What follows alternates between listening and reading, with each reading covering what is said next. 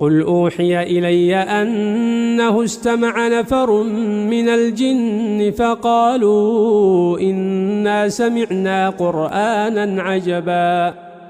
يهدي إلى الرشد فآمنا به ولن نشرك بربنا أحدا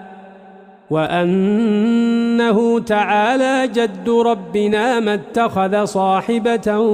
ولا ولدا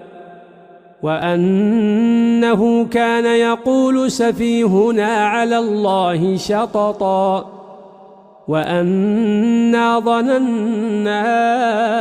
أن لن تقول الإنس والجن على الله كذبا وأنه كان رجال من الإنس يعوذون برجال من الجن فزادوهم